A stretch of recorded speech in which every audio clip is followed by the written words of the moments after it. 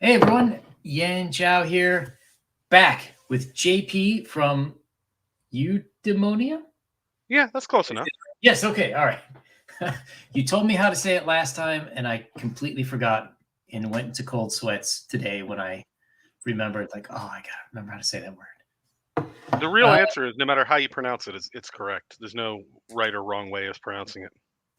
Excellent, excellent. I like that. So it's been a little while.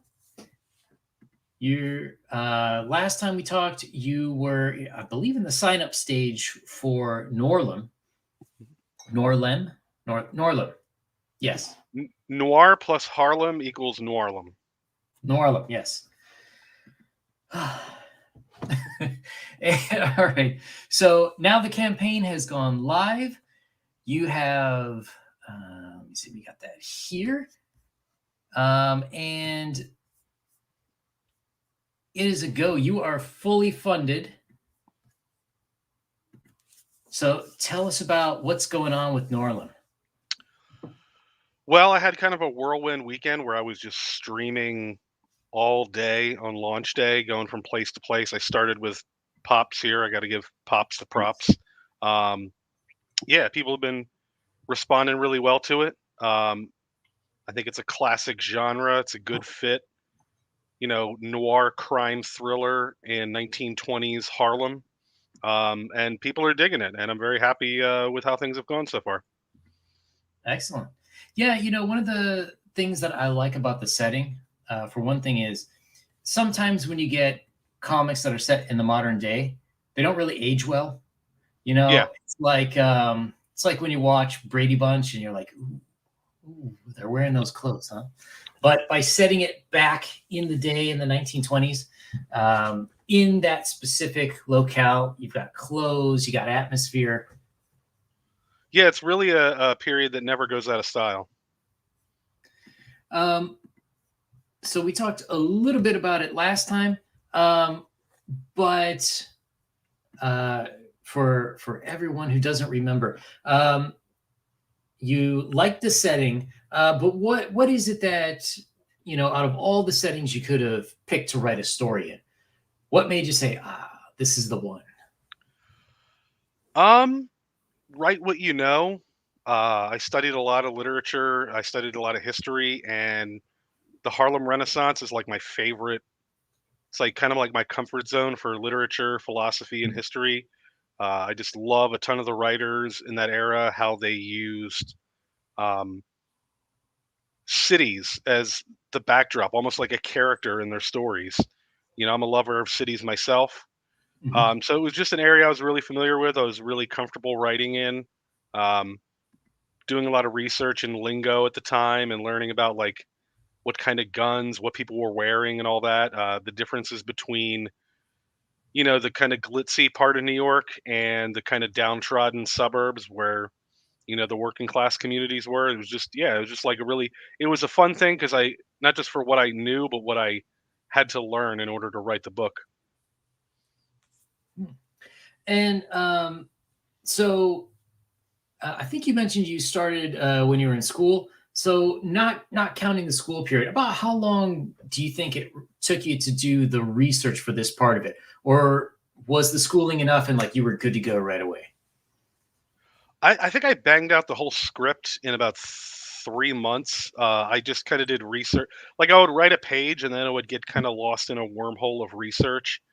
Um, so something as simple as like a scene in a diner would lead to me doing an hour and a half of reading old diner menus from the time and place. What people had as a lunch special at the time. Mhm. Um, but yeah, it was just kind of like a research as I go kind of thing. But I got it banged up pretty quickly. The editing and fixing of things, because I had a couple readers go over it, that kind of extended it out a little bit.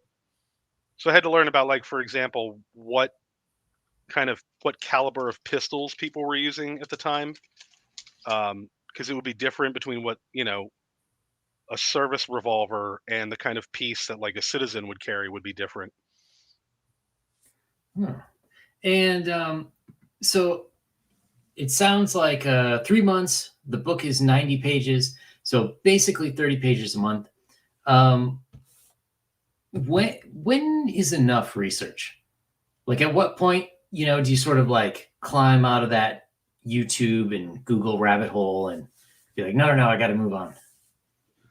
You know what? That's a good question. I don't really know because um, when I wasn't writing, I'm one of those writers that I'll dedicate like a block of time to my day, like just like I would if I like a regular job.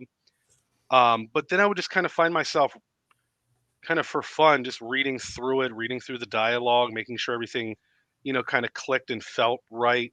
Um, and then, when you go to send, like I send pages to a letterer, that's a whole other dialogue, read through again to make sure it's going to work, it's going to be tight.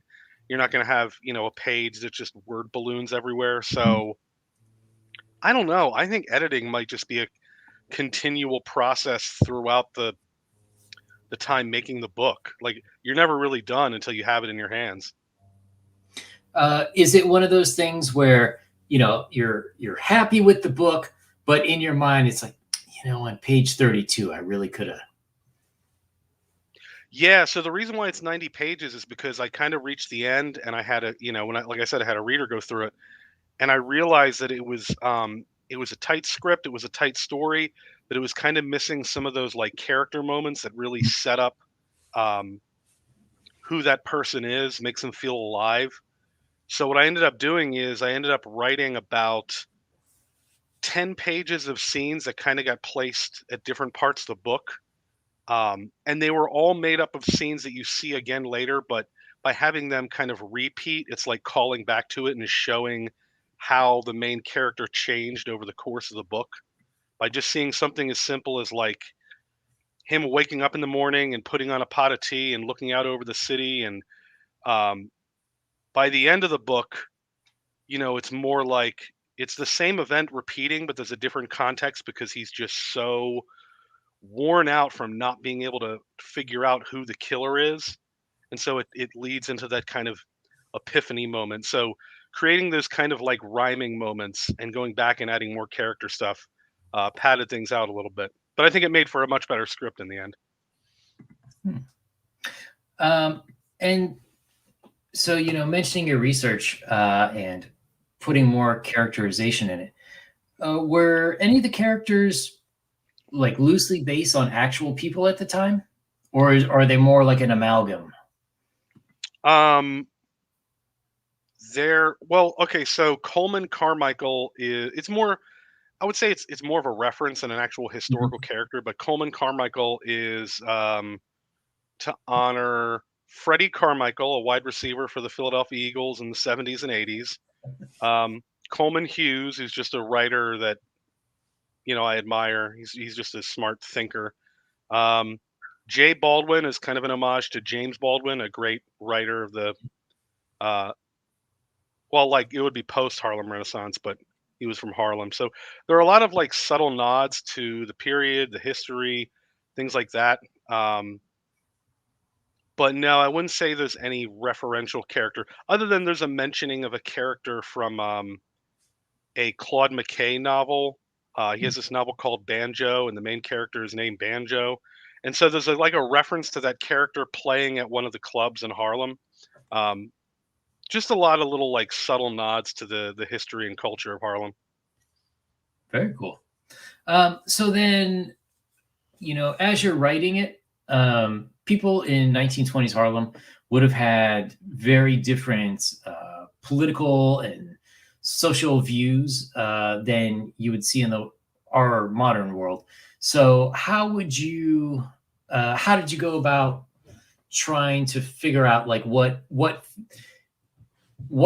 feels like the correct kind of like dialogue and mood coming from the characters in the story, but yet still making it accessible to a modern audience? So I would argue that people then didn't really have that a lot of the same discussions that we're having now are ones that were happening back then. So, for example, W.E.B. Du Bois had this famous paper called about he had this theory called the double consciousness, Mhm. where Black Americans were they almost had two inner senses of self. that they couldn't really rationalize, because they were black, but they were American, but these couldn't really mesh Mhm. at the time. And there's a the second chapter in the book is called Between Two Worlds, which is basically a reference to that. Um, there's a character that just continually is living in two separate worlds, and they're just as in one as they are in the other, and they're in just as in both as either. Um, so there's like references to some of the thinking of the time, um, Mhm. but there are definitely a lot of complexities to that. There are a lot of the same discussions that were being had back then, uh, about what it means to be black in America, that are still happening today, and having, it was never like a monolith where everybody just agreed with each other, and you still see that now. So, uh, That's true. That's very true. nods to the complexity, I would say, is how it was handled. Okay. Um, and so why don't you just run us through the basic story real quick? So Coleman Carmichael is just a regular guy in Harlem. He teaches part time. He tutors. He basically hustles and grinds to get by. Um, but he's like a consummate learner, and he's just always, he never knows enough. He's always looking to find out something new. And one night there is a mysterious death in the apartment building at another party. The police show up, and the police just kind of treat it like they have all the answers, like they don't need to really investigate any further. And he says, "Hang on, guys. There's more to this than what you think." And one of the two detectives is a rookie detective named Jay Baldwin, and he kind of looks into it, and he realizes, you know what, this guy's right. And so they kind of link up and form uh, they kind of bond a little bit. They riff off each other. They rip on each other, and they form this kind of partnership when Detective Baldwin, shows Coleman that, hey, there are these murders that kind of seem like they're connected, and nobody else is really seeing it but me. Why don't you take a look?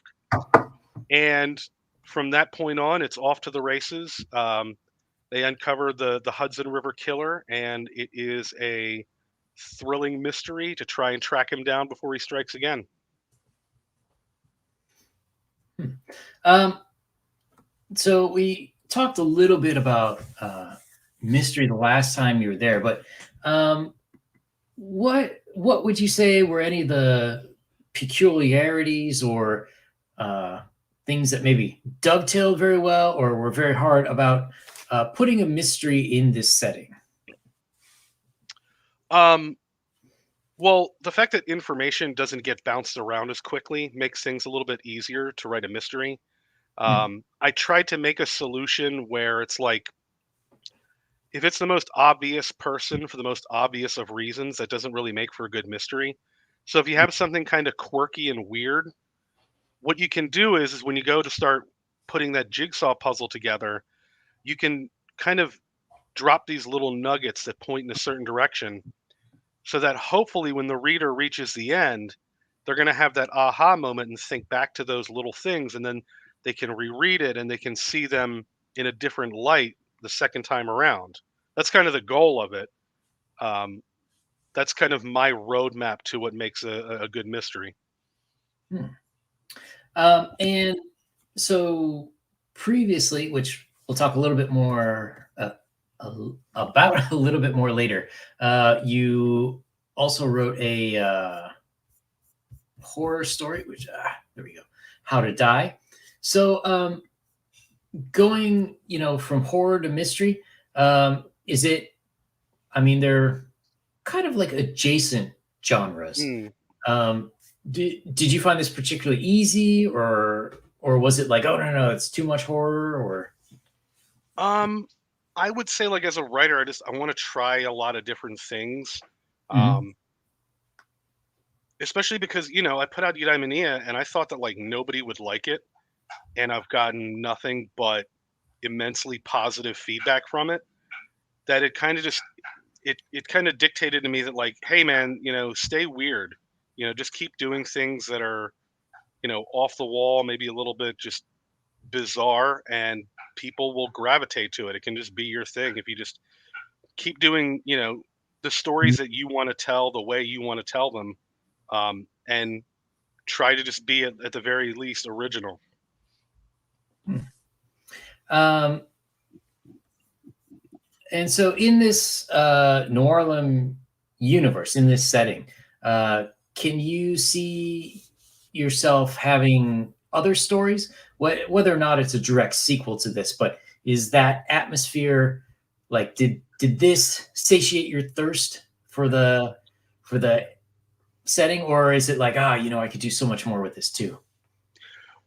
So the second book is about one third written already. Oh, What I did was it's basically this book is 90 pages, and at the end, the whole mystery is solved.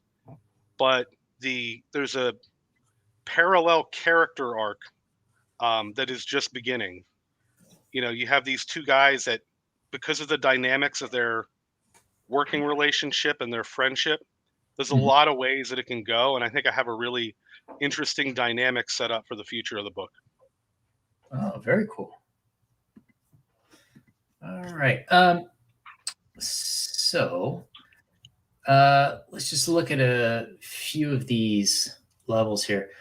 So the feature level, the main level, shall we say, $25 for a 90-page book. So that's somewhere between double to 1.5 times, I guess what you would say is like standard Comicsgate pricing, which is normally like 48 to 60 pages. Um, just a quick question on the fundamentals of it. Are you finding yourself running into any printing issues? There's a lot of people recently who said, my project's getting pushed back and everything. So this is going to be a little bit different from my previous books. This book, Mhm. this whole thing, has already been acquired.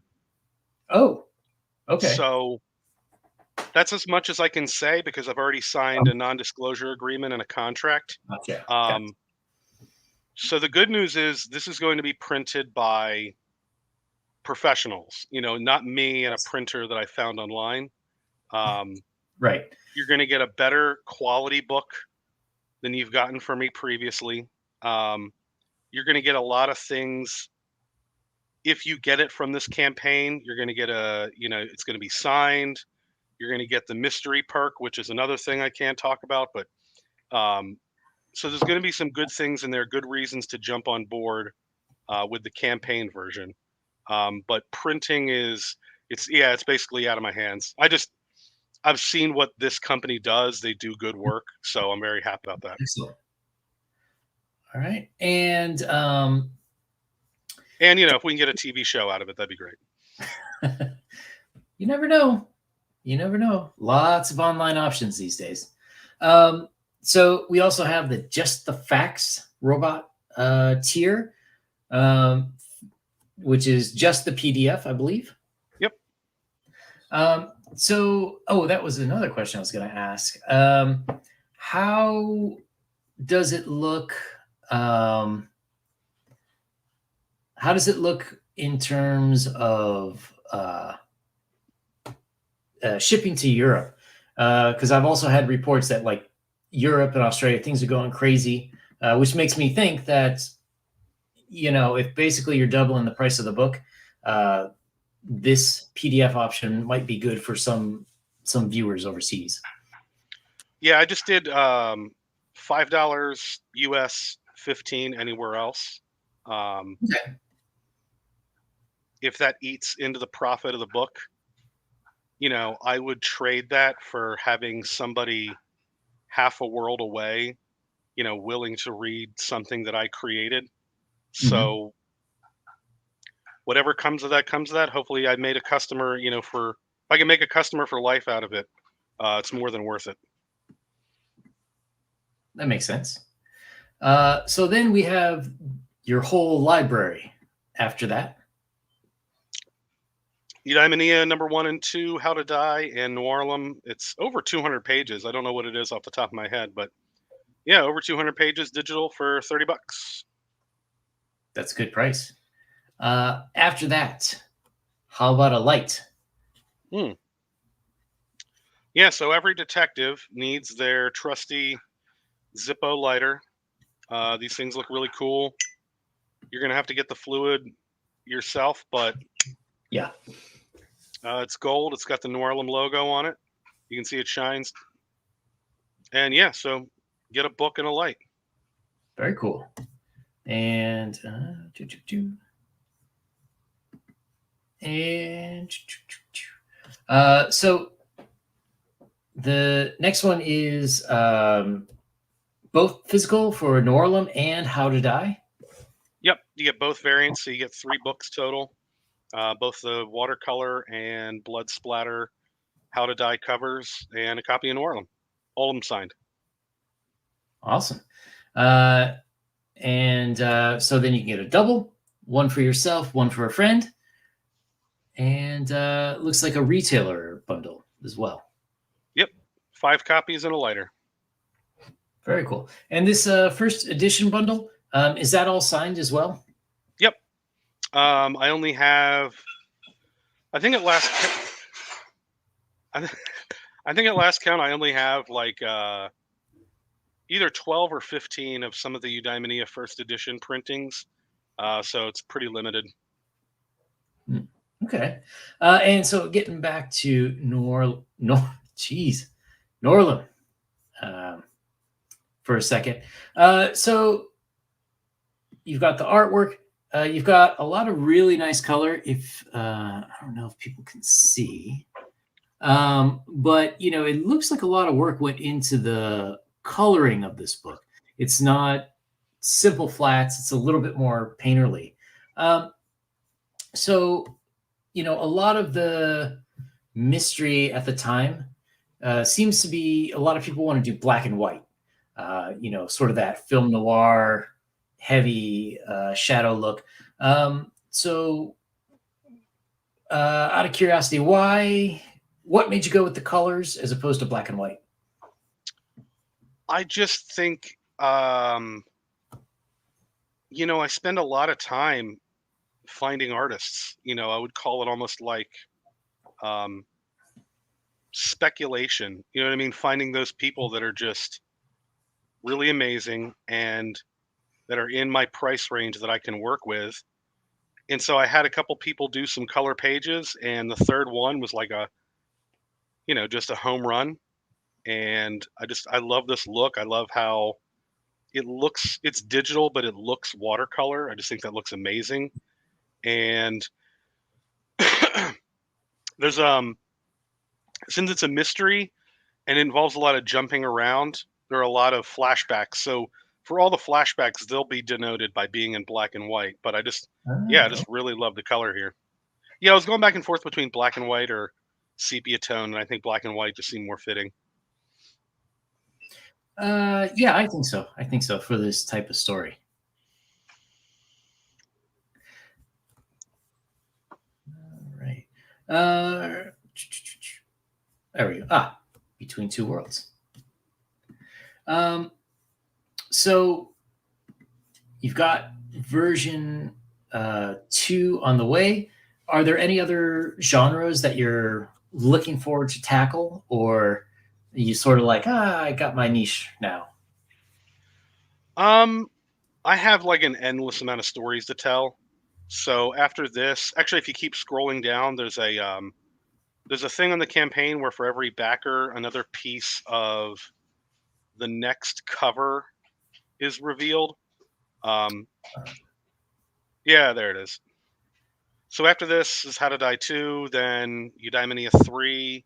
Um, at some point, I really want to do. I just had what I think is a great idea is because I like the past. I'll just be living in the past forever. So Mhm. I was thinking about doing a book where it's like 1880s and it's like aging old west tough guys against the early gangsters in Chicago or like around like the Midwest. Oh, So interesting. kind of like an Unforgiven, you know, dying breed, you know, old west ruffians, and they have a run in with like the, you know, like the precursor, the early Italian mafia in the Midwest. Maybe somewhere out in Iowa or something like that. I just think that'd be a cool idea, and I haven't seen it done before. Huh, yeah, that's an interesting time period. Um, yeah, you don't see a whole lot of that, but they would match up because they are that's about the time you start getting a lot more immigration from Eastern Europe. Ah, Now, obviously, the old West guys, they would have to lose, but it would be like like their swan song kind of a thing. mhm. Like one last ride. Going out in glory. Yeah. Interesting. And so, is there like an overall universe connection to these, like to all your books? Would we maybe see some characters, not necessarily as main characters, but like in the background or being mentioned, or No, I don't think so, though. I have managed to get a fair amount of cello into my books, so maybe that could be like a recurring theme. Is just a lot of cello. interesting? So the gangsters keep their guns in Yeah. a chum case. Yeah, like Desperado or what is it? Once Upon a Time in Mexico. Yeah, yeah. Hmm. Or no, it wasn't. What was it called? Um, Let's see. Well, Desperado, I think, was the first one with Antonio Banderas. it was the first one with Antonio Banderas, but there was a Robert Rodriguez film that came before that. El Mariachi. El Mariachi, that's it. That's it. Yeah. Kempa and Kino.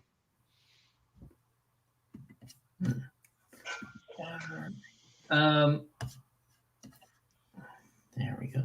And so those other books, like, do you plan on doing more than one campaign a year, or you think, a lot of stuff going on, takes a lot of time to run these things?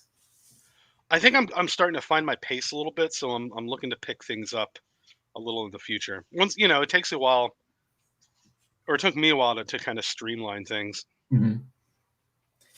So yeah, now as a guy who's, I think this is your third one, right? Because Um, how? technically fifth. Oh, fifth. Um, yeah, I did the How to Die campaign, and I'm a kind of an idiot sometimes, so I used copywritten music in the trailer, and Oh, my campaign just got nuked from Indiegogo. Like it was there, but you couldn't find it on the page anywhere. So I basically had to start, all over again. I kept the original campaign and just had a relaunch. So I had to do that one twice. So this is number 5 technically.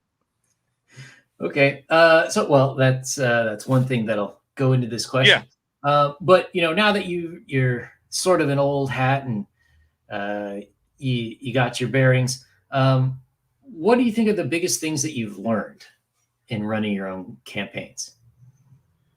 So like I said, I'm kind of a dummy and it takes me a little bit of time to pick up on things, but it's something that I just learned recently. Um, I don't know. Do you know who Piper is? Sure. Okay. So about a month or so ago, I was in a thread, and my whole thing has always been to just be positive and just to avoid drama, which is harder to. It's easier to say than to do. And so, like a month and a half ago, I said something in some drama thread, and she like retweeted and said that I was being like I was trying to stir drama or cause trouble, which Mhm. I wasn't. But in the context of the online world, I could see how it could be taken that way, and I just kind of had this epiphany from that. Rather than just being like you don't know what you're talking about, I just started hanging out, with people who were having fun, like just Mhm. looking for places where people were having fun and just say hi to people.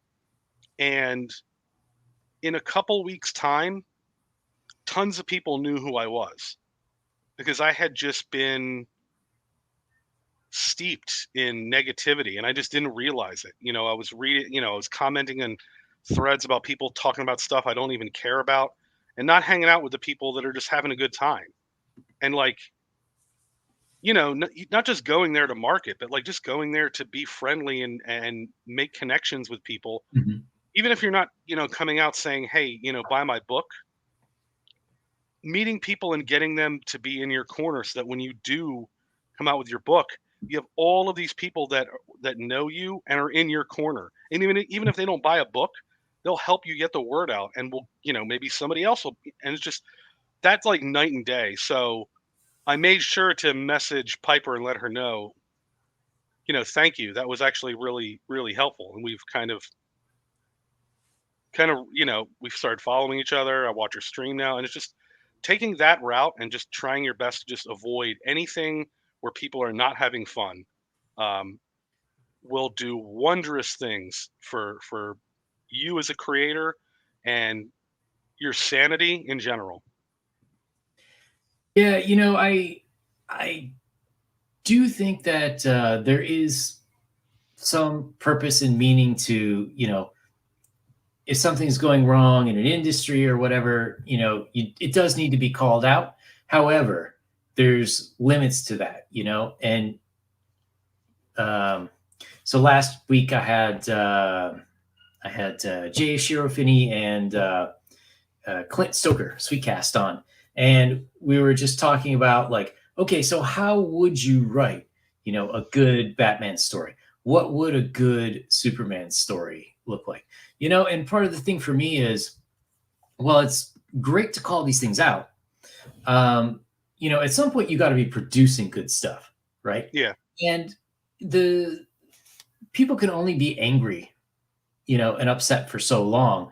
And I think the person who wins in the end is, you can have all sorts of detractors, but if everyone around you is having fun, they're making new and innovative stuff, like that puts you on top. That attracts people in the long term.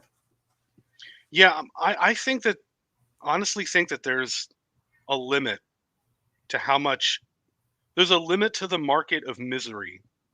And I think people are, from what I'm seeing, starting to get a little bit tired of it. I just kind of ran out of I just stopped caring a while ago. Like, I don't have the energy for it anymore. I would much Mhm. rather just focus on the things that bring me joy, creating, making new things. And I say that, I post videos on my channel every once in a while if I need to vent about, an IP that I actually care about. But I think it's more like the people who just kind of jump from one property to another. And there's no way that they're fans of all of those properties. They're just looking Yeah. for something to get outraged about and sell that to people and kind of spread it around. I just can't do it. Yeah, I mean, there are certain people who seem to be making a good YouTube living off of it. But one thing for me is stuff like YouTube, and Twitter and all that.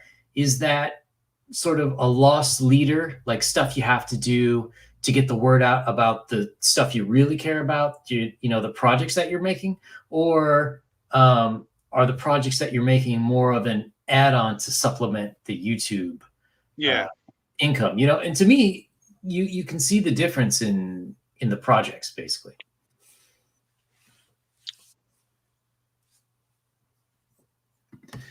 All right.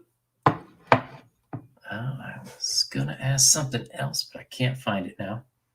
Um, so any other big lessons from crowdfunding? Like, you know, so this one is totally funded. Is this the fastest that you've been funded, or Yeah, I was actually funded before I got off my first show, so it was pretty quick. awesome? Um, I know I talk about like not being negative. So I have a show on my channel called Mhm. Your Campaign Sucks. And that sounds mean. It's not intended to be. It's just the name of the show to get people's attentions, clickbait. But Mhm. the idea is just like to look at like really bad campaigns that are obviously they're already failing, so it's and then looking at like really good campaigns and just looking at the difference between the two. What makes a campaign work and what is missing from that, train wreck of a campaign for people to kind of learn about. My campaign funded really quickly, and it's mostly because I front loaded it. Um, I did the Zippo thing. I had a mailing list, and I told, so I had something that's kind of unique that I'd never seen on a campaign before.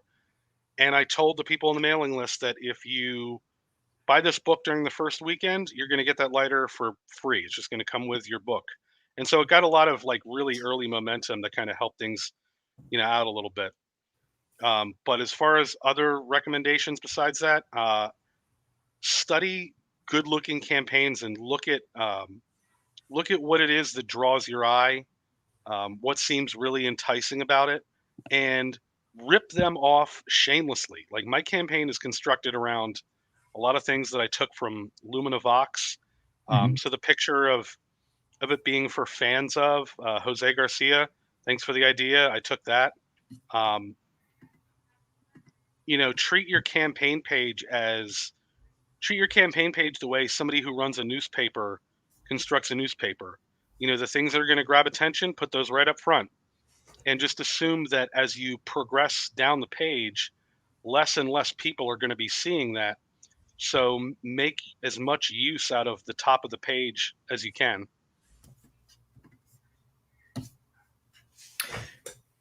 Um, all right. And so let's see. It says it's got 17 days left. Recently, there's been some question about whether or not people should just forego Indiegogo, because I'm sure everybody knows, if but Indiegogo does take a percentage of the money that you get from the campaign, basically. So whatever number people see you end up with, not all that much, or not that whole amount goes into your pockets. So do you think it's still worth it to do Indiegogo, or if you were going to start fresh, would it be better to like have your own website and just sell it off there? Um, I think that. Sorry, I watched Eric July. He was on Mhm. Michael Bancroft last night, and that was a really great. Or no, it was the night before. Wait, was it last night? Okay, I don't know what day it is anymore. I think it was last night. Um, yeah, and I think the point that they made that I kind of agree with is that if you're like me and you're not a big name, you don't have a large online following. Mhm. I'm still a believer in Indiegogo. I think it's great. It kind of it does a lot of the work for you. If I had my own website, I would have to drive people there, and the odds of me being even remotely competent enough to be able to do that is slim to none. So I think it's like a nice proverbial gateway drug for Mhm. people who want to get into the indie comic scene. So yeah, I would say if I had to go back, I'd still do Indiegogo. Now, Eric July, I understand why. He has such a massive audience. Yeah. Yeah, I mean, I think there's two big things that Indiegogo gives to a smaller creator. Someone who doesn't have like Ethan Van Sciver or Eric July numbers, which is one is a sense of credibility, right? Like, if you have your own site, how do I know I'm not just sending money into the ether and now my credit card number is being stolen by Russian gangs or something? Um, but yeah, the other thing is, I was talking to another author who does stuff on Substack, and my question was, well, why do you do Substack and not just make your own website? And he was like, well, I don't know how to do that.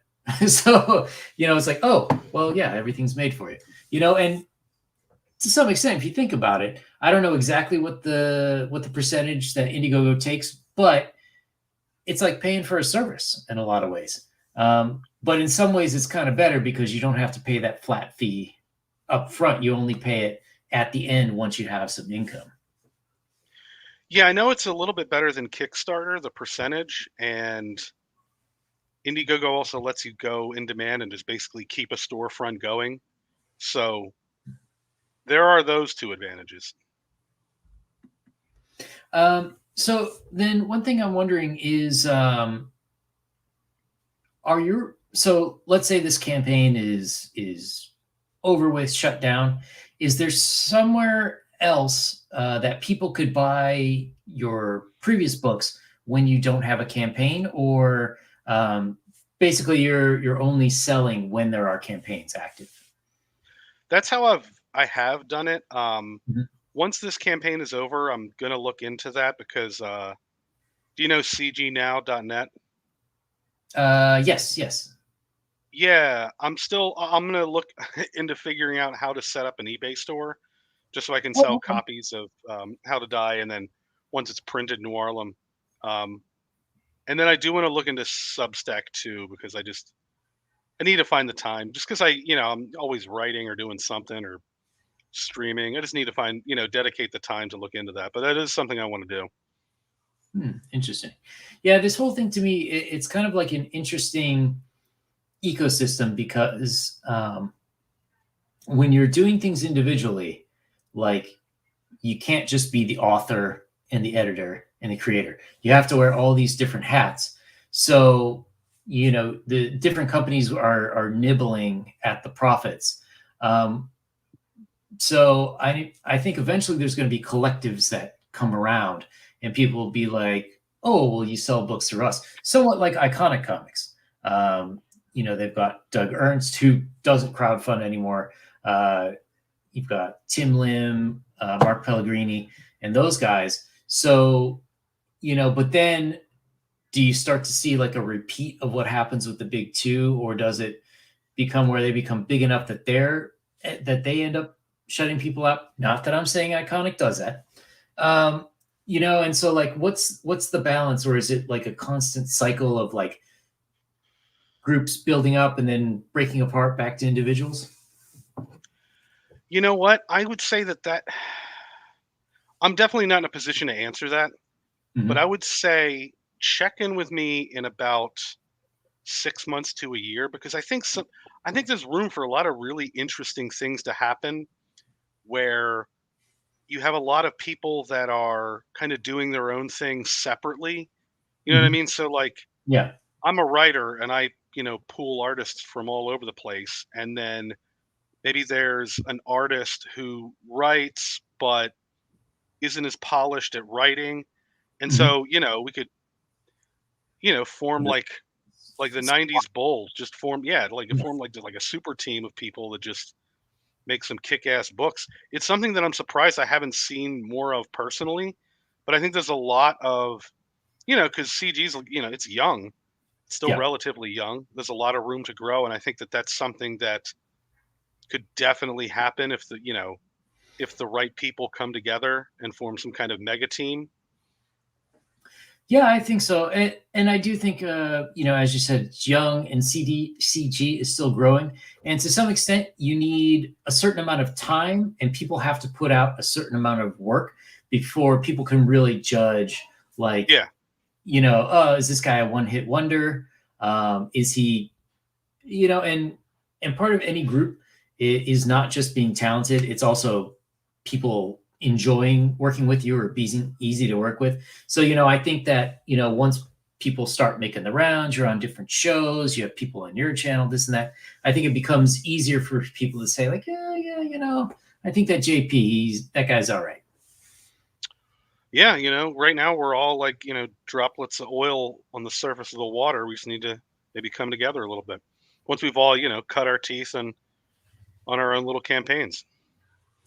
um, so speaking of CG being young and whatnot, do you think American indie comics in general, not just CG, or do you think that there's, let's say, in the next 5 years, do you think that they'll rise to? I don't want to say it's not going to take over the market. I don't see that happening. But do you think like you could double or triple or quadruple the size of where we are now? Are we going to start seeing some normies having heard of characters that we create, or is it still going to be kind of like an underground thing? I think. Sorry, I used to run a record store, so I'm thinking in terms of like music scenes, and Yeah, it's like, well, that's what it's like.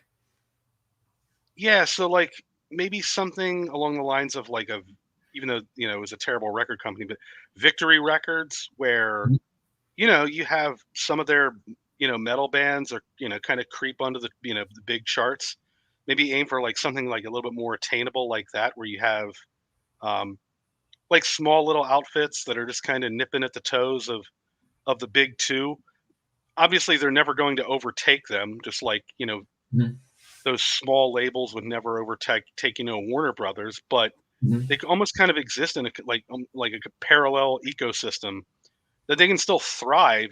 There's no real need to compare them to the bigger companies. They just are out doing their own thing, and the people that want to find them, and grow as a base.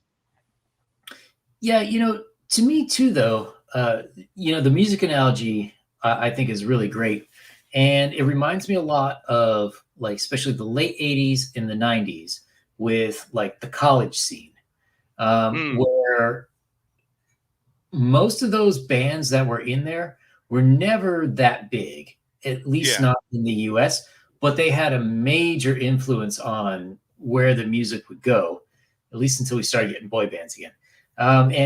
And they really shaped between 5 and 10 years of what everybody knew. Do you sort of think that that might happen where yeah, we're not going to be as big as Marvel and DC, but they're going to have to start adopting a lot more of the conventions that you see in CG. I don't know. I mean, I would pretty if like 5 years from now, if I was the equivalent of some underground band that had kind of a cult following, I would be perfectly okay with that. I have no interest in Yeah. making it big or going big. I'm perfectly happy with um, if I get a small crowd of people that enjoy my books and seek out the next one, and that's perfectly all right with me. I have no aspirations of grandeur. Hmm. Yeah, I see what you mean. Like as an author, if I was just making my bones, if I could live like a modest lifestyle off the work, I would be very happy. But part of me too wants to see change in the industry. My personal opinion is one reason why manga is just killing American comics is that there's such a wide variety of stories. The American comics industry in the '80s, even though they were putting out excellent comics, they whittled down their genres to basically just capes and cowls.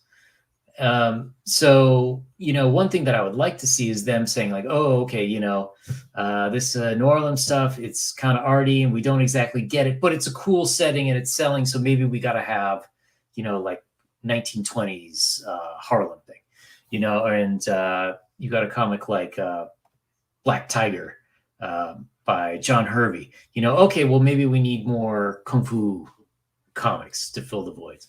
Can you like see sort of like a re-expansion of it, or it's just kind of Like like yeah, there's no, I get that. People want to shape and people want to change the industry.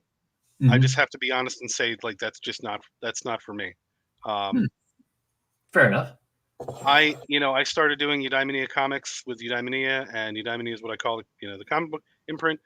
Eudaimonia is for me just the pursuit of the good life, and the good life for me is just telling stories, and so storytelling is really that's all I'm interested in. If people want to change the landscape, great. I have more power to you. It's just not something that I'm interested in personally. Hmm. Okay, that makes perfect sense. Um, and so let's go over. So, How to Die, your horror book, which is black and white. So, what should people know about How to Die? Well, it's coming back for one. That cover on the Noirlem page is she's doing like this with her hands, like the number Mhm. 2, Uh-huh. and it is coming back. It is a world where the very lowest people in society attain superpowers if they're able to, but only if they know how to die. Meaning they're able to overcome death, and then they kind of unlock this within themselves. The next book is titled "How to Die 2." Madame Gray enters the fray, and we introduce a woman who we're basically introducing the psychic into this world. So Mhm. there's in this book there's the Black Ice, who's basically like a shapeshifter, and there's a character called Bishop whose power isn't really revealed until the third book, and it's basically their origin story of meeting each other, and um, it's a character driven really weird, super powered horror book. Oh, very cool. And so you. Oh no, sorry. You said this one was the next book, or sorry, How to Die 2 was coming out after Noirlem. Yep. Okay, so then really, it's a good time to pick this up and get yourself ready. Yep. All right. So with the when we're talking about the horror genre, there's all sorts of different kinds. There's monster and body horror, and aliens and spiritual and stuff. What part of horror draws you in the most? I would say things that feel very um, innate to the human condition. So this is just a story about people whose lives are just kind of spiraling downhill, um, reaching their bottom, but instead of finding death, they find these powers and how. So like, if you think of like a traditional superpower evolution kind of thing, it's always like the very best and the brightest and the fittest. This is basically taking that and turning it around, where just like the very lowest people in society, the people who are just barely hanging on to the last rung of the ladder, what if they just instantly became gods, right? Like what would Mhm. happen, once you dump those toys out of the box?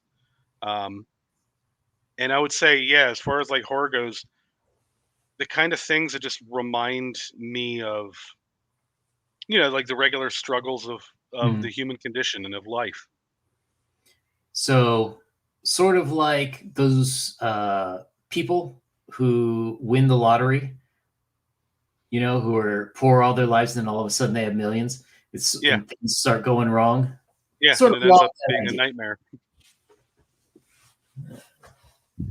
Very interesting. And do you have like a general timeline or thoughts of like when the next campaign for How to Die is going to come out? Like second half of the year or Yeah, I would say definitely this year, maybe middle of the year. okay. So you're going to be a two campaigns a year kind of guy. Yeah, big step. Very cool. All right. Well, we got a few minutes left. Let's actually go back to Norlem and hopefully you'll be able to hear the sound. Let's watch the trailer. It's not copywritten music. I can promise you that. Okay. Can you hear it? Yep. Oh.